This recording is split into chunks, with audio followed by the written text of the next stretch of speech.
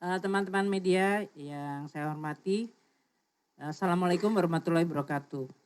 Selamat pagi dan salam sejahtera. Saya akan melengkapi apa yang disampaikan oleh Pak Menko Perekonomian mengenai pelaksanaan kebijakan PP nomor 36 tahun 2023. Sebagai tindak lanjut dari terbitnya peraturan pemerintah nomor 36 tahun 2023, maka Kementerian Keuangan menerbitkan 2 peraturan turunannya untuk bisa melaksanakan, yaitu 1 keputusan Menteri Keuangan dan yang satu lagi peraturan Menteri Keuangan.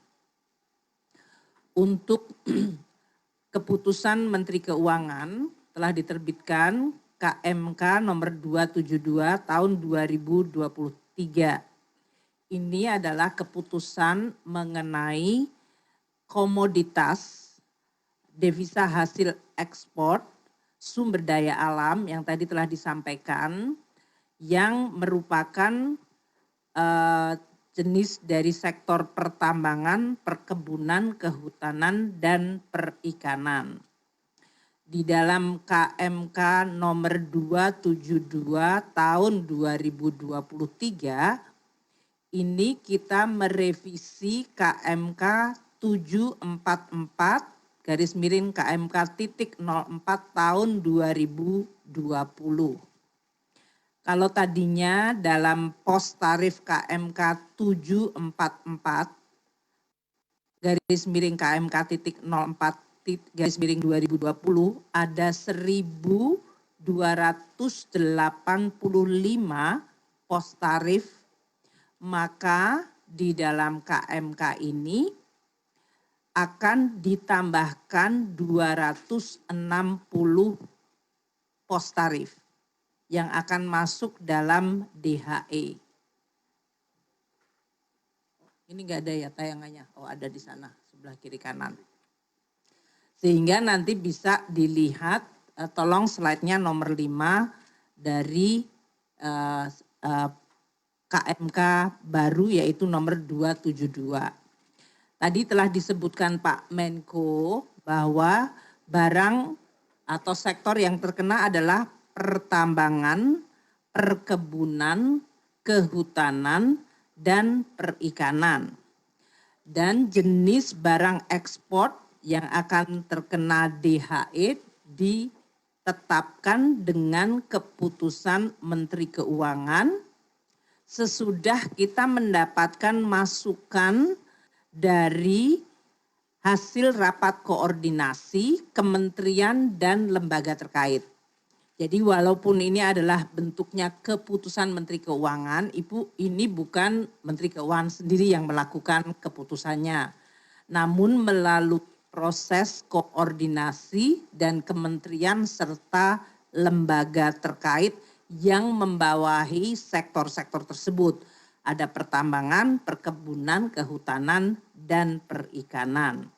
Ini diatur di dalam PP nomor 36 2023 pasal 5 ayat 2 dan pasal 5 ayat 3. Nah, berdasarkan pasal 5 ayat 2 dan 3 inilah kemudian Kementerian Keuangan mengeluarkan keputusan Menteri Keuangan nomor 272 tahun 2023.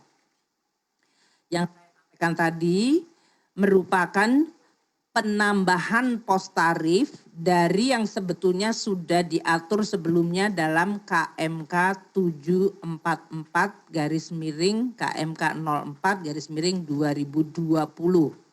Jadi KMK sebelumnya tahun 2020 nomornya 744, sekarang tahun 2023 nomornya 272. Satu, untuk sektor pertambangan yang tadinya 180 pos tarif yang terkena DHE, sekarang ditambahkan 29 pos tarif menjadi 209. Untuk perkebunan 500 pos tarif ditambah 67 menjadi 567. Untuk kehutanan 219 pos tarif yang sebetulnya sudah diatur sebelumnya sejak tahun 2020 sekarang ditambahkan 44 pos tarif menjadi 263 pos tarif. Dan yang terakhir sektor perikanan 386 sudah diatur sejak tahun 2020 melalui KMK 744. Sekarang ditambahkan 120 pos tarif sehingga di dalam KMK 272 yang baru saja dikeluarkan ada 506 pos tarif. Demikian total pos tarif yang tadinya sudah diatur di tahun 2020 melalui KMK 744 adalah 1.285 pos tarif. Sekarang ditambah 260 pos tarif menjadi 1.545 pos tarif.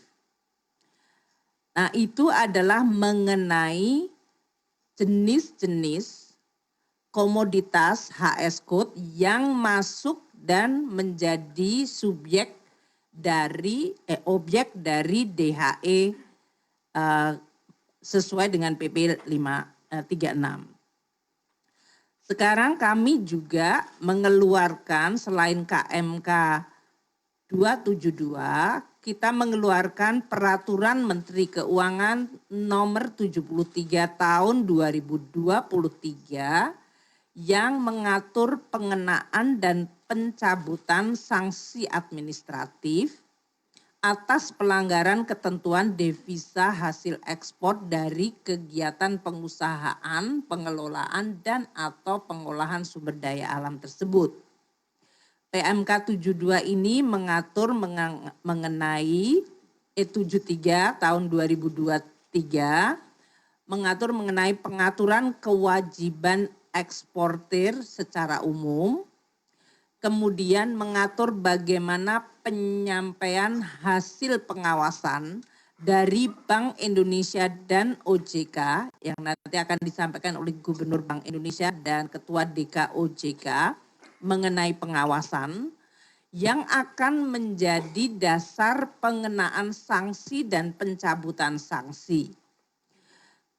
Di dalam PMK ini juga diatur mekanisme pengenaan dan pencabutan sanksi tersebut dengan menggunakan sistem informasi yang terintegrasi untuk penyampaian hasil pengawasan dari Bank Indonesia dan OJK ke Direktorat Jenderal Bea dan Cukai, dan juga penyampaian pengenaan maupun pencabutan sanksi ke eksportir serta kepada kementerian serta lembaga terkait. Jadi dalam hal ini memang yang kunci adalah pengawasan dari sisi sistem keuangannya, yaitu account dan bagaimana compliance terhadap pembukaan account sesuai dengan ketentuan DHE ini oleh BIOJK, yang kemudian informasinya disampaikan ke Bea dan Cukai. Bea Cukai akan melakukan tindakan apabila memang masuk dalam kategori adanya sanksi dan adanya pencabutan dari sanksi. Dan kemudian juga bagaimana informasi tersebut disampaikan kepada eksportir yang bersangkutan maupun kementerian dan lembaga yang terkait. Karena dalam hal ini banyak kementerian lembaga tadi, Menteri ESDM, Pertanian, Perikanan, dan Kehutanan. Kami juga di dalam PMK 73 2023 mengatur bagaimana mekanisme koreksi apabila ada kesalahan pengenaan sanksi. Tadi telah disampaikan oleh Pak Menko mengenai devisa hasil ekspor yang berasal dari sumber daya alam, di mana eksportir wajib memasukkan DHE sumber daya alam itu di dalam sistem keuangan Indonesia. DHE sumber daya alam ini masuk dalam rekening khusus DHE SDA sumber daya alam baik di Lembaga Pembiayaan Ekspor Indonesia LPEI atau di bank yang melakukan kegiatan usaha dalam valuta asing.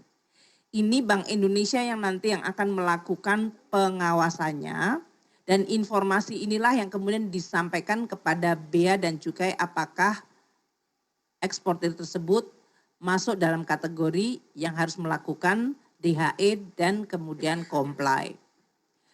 OJK akan melakukan pengawasan dari sisi sistem pembayaran terutama DHE SDA tersebut yang akan digunakan untuk pembayaran bea keluar, pinjaman, import, dividen, dan keperluan lain dari penanam modal. Apabila pembayaran dilakukan melalui escrow account, maka eksportir tersebut wajib membuka escrow account-nya di LPEI dan atau bank yang melakukan kegiatan usaha dalam valuta asing. Dalam hal escrow account-nya telah dibuka di luar negeri, maka eksportir tersebut wajib memindahkan escrow account-nya ke dalam negeri, baik di LPEI, Lembaga Pembiayaan Ekspor Indonesia, atau bank yang melakukan kegiatan usaha dalam valuta asing. Ini nanti yang akan diawasi oleh OJK.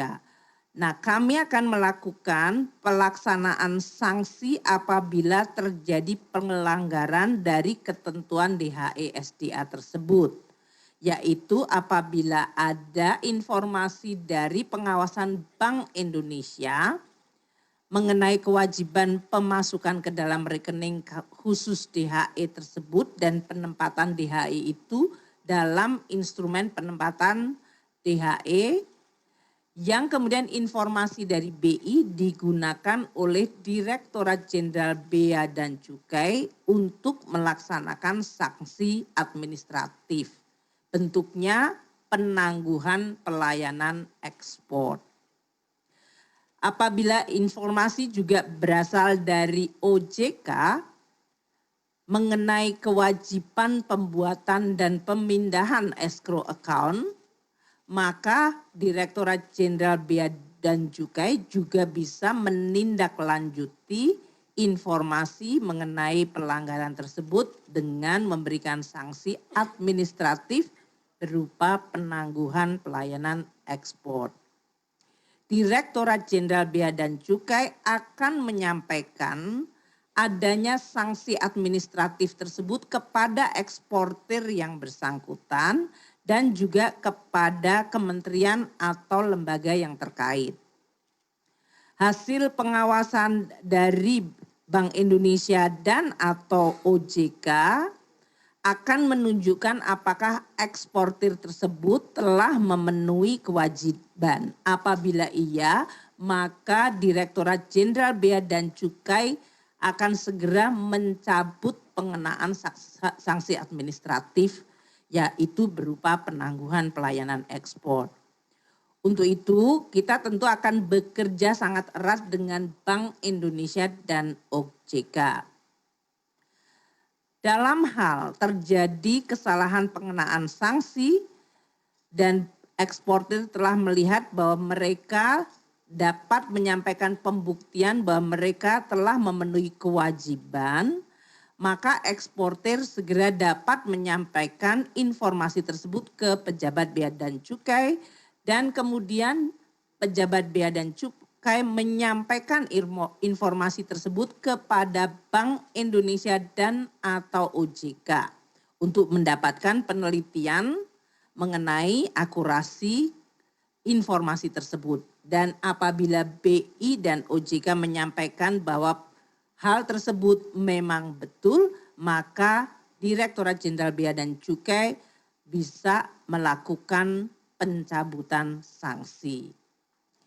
Nah, kami akan menekankan sekali lagi yang telah disampaikan Pak Menko bahwa pos tarif komoditas yang diekspor yang tadi telah diatur dalam KMK nomor 272 tahun 2023 semuanya akan mulai berlaku 1 Agustus dan hanya berlaku bagi eksportir yang nilai pemberitaan pabean ekspornya lebih dari 250.000 US dollar per dokumen. Ini kan setiap kali mereka melakukan ekspor, mereka mengisi pemberitahuan pabean ekspor atau PPE ini.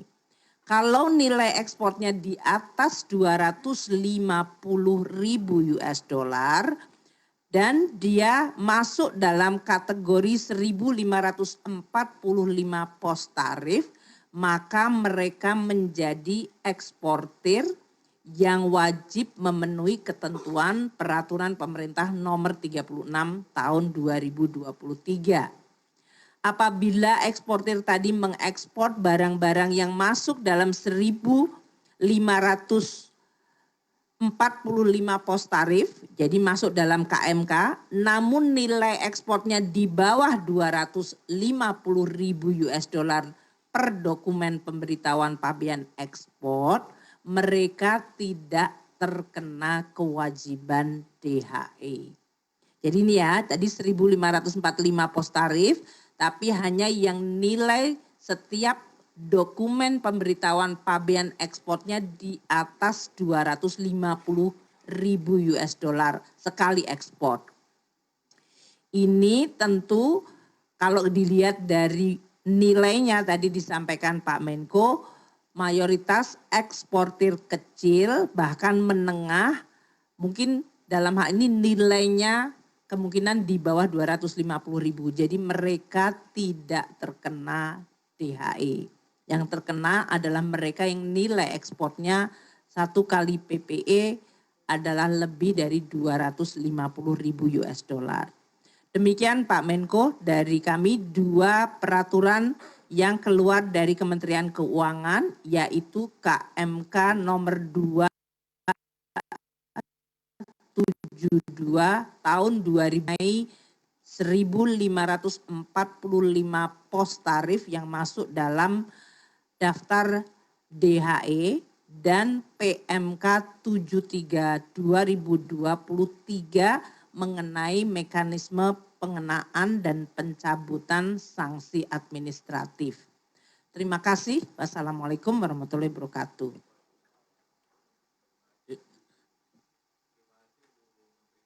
Selanjutnya kami persilakan Pak Gubernur BI. Terima kasih yang kami hormati Pak Menko, Bu Menteri Keuangan, Pak Ketua DKOJK, dan rekan-rekan sekalian. Assalamualaikum warahmatullahi wabarakatuh. Salam sejahtera bagi kita semuanya. Salam, Om Swastiastu, Namo Buddhaya. Salam kebajikan. Bank Indonesia mendukung penuh peraturan pemerintah nomor 36/2023 ini, dan kami akan mengeluarkan perubahan atau penyempurnaan peraturan Bank Indonesia yang selama ini sudah ada berkaitan dengan devisa hasil ekspor dan devisa pembayaran impor. Dalam kesempatan ini dapat kami sampaikan 4 hal penting yang diatur di dalam PBI maupun peraturan-peraturan pelaksananya.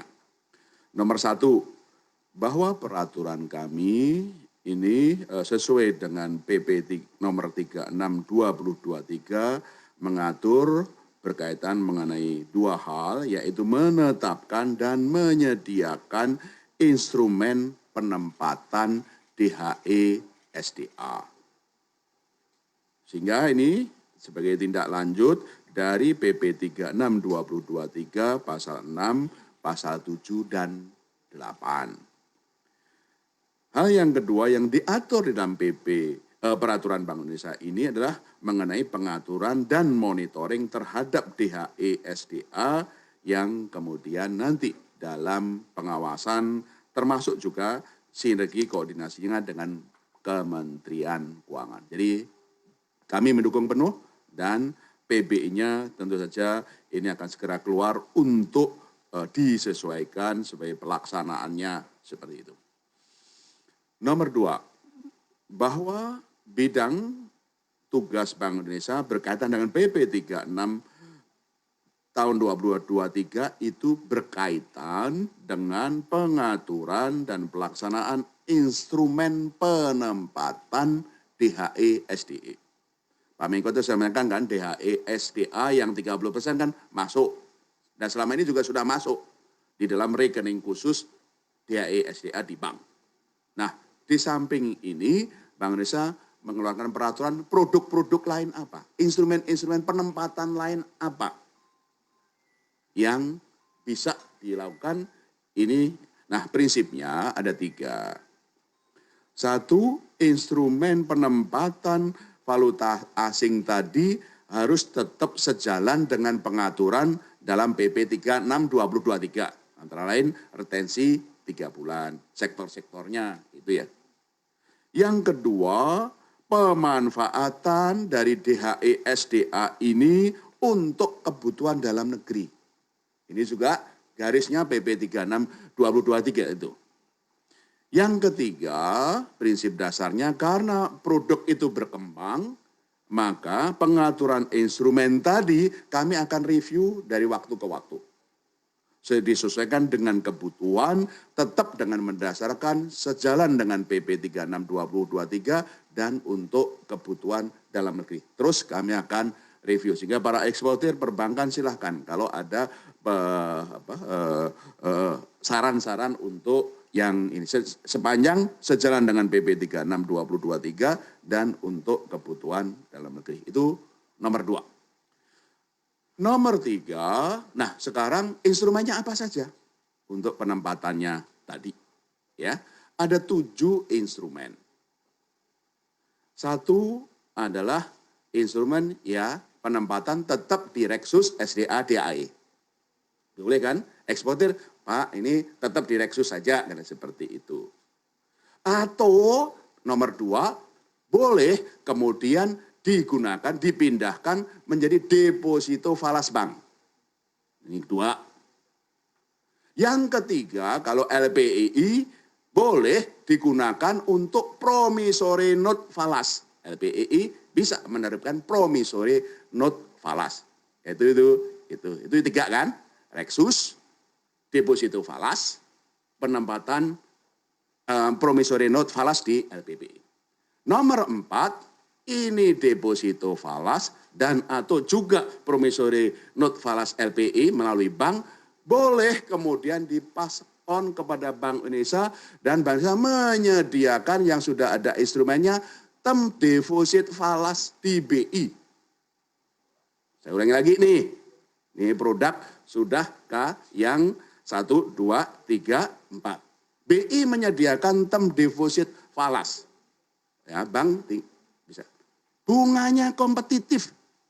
Pengen tahu untuk bunganya akan kami review bulan per bulan, waktu ke waktu. Kompetitif dengan luar negeri.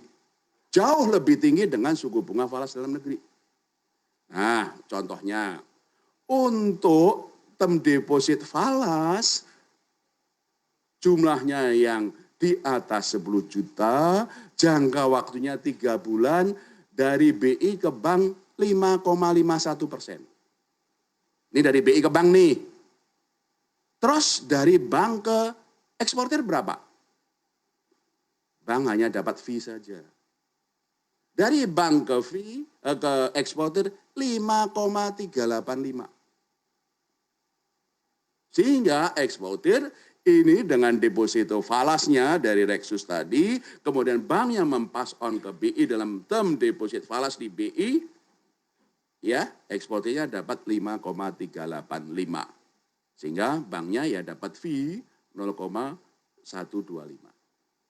Itu seperti itu. Nah, itu saja kami akan review bunganya itu akan berkembang. Bunga 5,385 untuk 3 bulan ini lebih tinggi kalau suku bunga falas di dalam negeri. Kalau dalam negeri berkisar ada 1,75 sampai 2,25. Karena apa? BI bisa menempatkan term deposit falas itu untuk berbagai instrumen.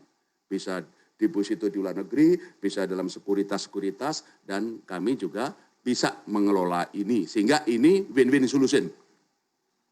BI juga bisa mengelola, banknya dapat fee, eksportirnya juga dapat bunga. Itu adalah instrumen yang tadi, 1 Rexus, 2 deposito falas pada bank, promissory note pada falas LPI, 4 term deposit falas DHE ke BI. Nah, ekspornya, Pak, kami kan butuh rupiah, Bapak. Ya, butuh rupiah kan? Nah, terima kasih Pak Ketua OJK, bahwa deposito falas atau Rexus falas yang ada di bank tadi bisa digunakan sebagai agunan untuk kredit rupiah loh. Kredit rupiah loh. Jadi bank bisa memberikan kredit rupiah kepada eksportir dengan agunan, istilahnya Pak Mahendra, cash collateralnya apakah Rexus atau deposito falas atau promissory falasnya LPI. Itu bisa digunakan. Ya tentu saja nanti suku bunganya rupiahnya antara bank dengan eksportir. Ada juga boleh para eksportir butuh rupiah, ya kan? Bisa menggunakan deposito falasnya Rexusnya tadi untuk swap. Swap itu apa sih? Eksportirnya punya dolar, butuh rupiah. Dolarnya 3 bulan kan? Butuh rupiahnya 1 bulan. Ya sudah, sama banknya aja, swap 1 bulan. Swap 1 bulan itu ongkosnya berapa gitu. Kalau 3 bulan seperti apa? Kurang lebih kalau 3 bulan itu spreadnya bedanya dengan kurs yang di spot itu kurang lebih antara 6 sampai 6,5 rupiah. Ya, penentuan swap rate itu didasarkan kepada spotnya, nilai itunya ya, ditambah berapa poin, 6 sampai 6,5 rupiah. Kalau ditahunkan kurang lebih itu 5,5%. Kalau 3 bulan ya. Nah, itu sudah produk ke berapa tadi? 6. Yang ke-7, BI juga menyediakan swap kepada bank-bank. Jadi bank tadi yang menerima swapnya dari eksportir, banknya juga meriswapkan ke BI. Kami juga buka. Kami juga buka. Dan poinnya juga kompetitif Pak Menko. Berdasarkan market base, juga murah. Nah ini Pak Menko, inilah 7 produk yang kami sudah sediakan dan pendukungan kami untuk PP36 2023 sehingga yang 30% tetap masuk. Bisa kemudian itu bisa dapat suku bunga kompetitif. Butuh rupiahnya bisa dipenuhi dan banknya juga bisa kemudian bertransaksi dengan Bank Indonesia. Itu adalah dukungan kami. Itu adalah poin yang ketiga. Poin yang keempat tadi Bu Menteri Keuangan, ini sistemnya itu sudah lama diterapkan. BI sama Bu Menteri Keuangan, BI sama Kemenko dekat terus loh dari dulu loh itu loh. Jadi termasuk Pak Menko juga lah itu. Bahwa selama ini sudah ada sistem. Jadi sistemnya Bu Menteri Keuangan Bea Cukai itu sudah kami sambungkan sudah dengan sistem lalu lintas devisa yang ada di bank. Jadi ini sudah jalan. Nah sudah jalan sehingga kami tahu sebagai Bu Menteri Keuangan tadi kan, ini NPW-nya sekian-sekian, kapan devisa hasilnya masuk, kapan kemudian dimasukkan, dan seperti itu sudah ada sehingga ini bisa jalan. Itu adalah berikutnya yang terakhir menegaskan Pak Menko tadi, mari kita bersama untuk membangun negeri. Ini devisa hasil ekspor untuk sumber daya alam. Ya, yang UMKM itu juga dibebaskan. Tapi yang gede-gede tentu saja mari kita bangun untuk ekonomi kita, membangun juga ekonomi, juga memperdalam pasar keuangan, dan insya Allah ini bagian kita untuk Indonesia maju. Sekian Bapak.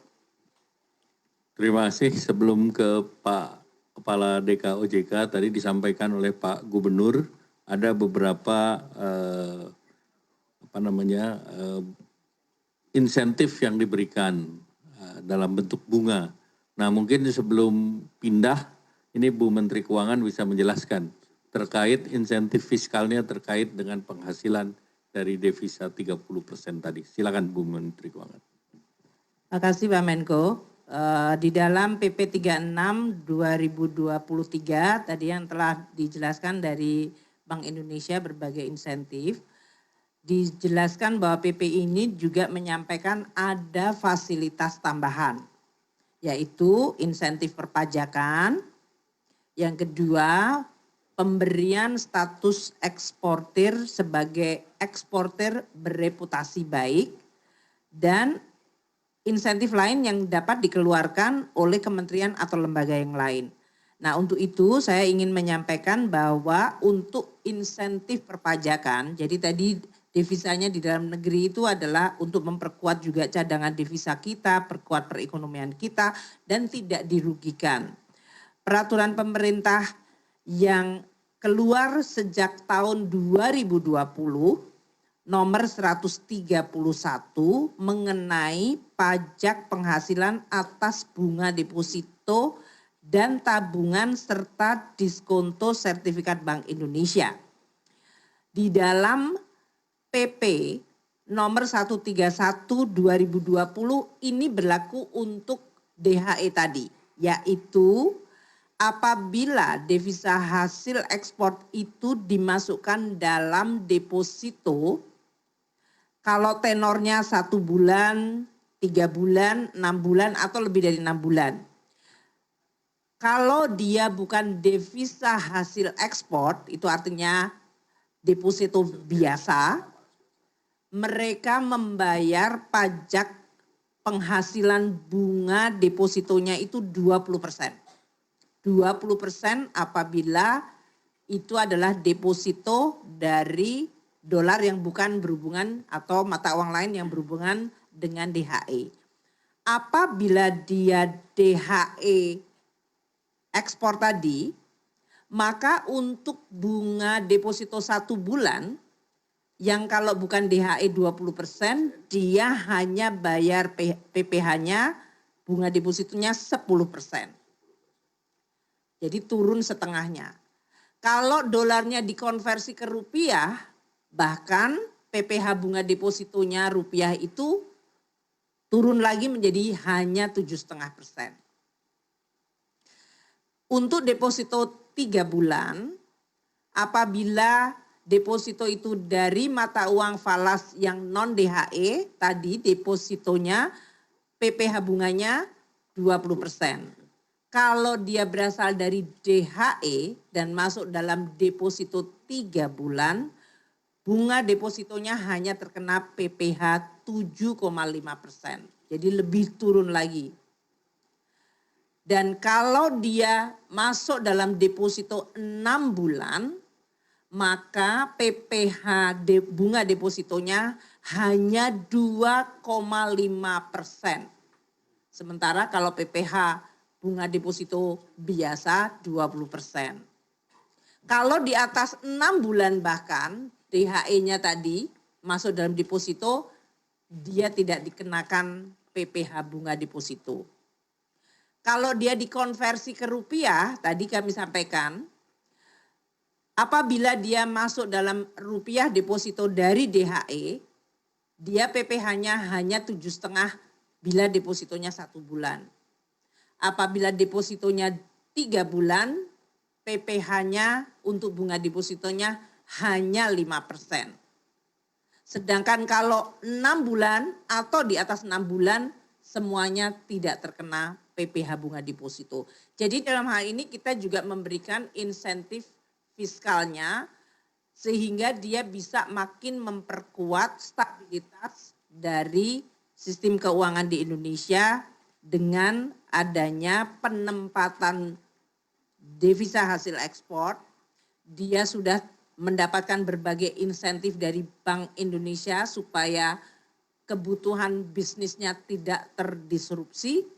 Dan dari sisi kewajiban perpajakan terhadap DHE-nya pun juga mendapatkan fasilitas yang sangat baik.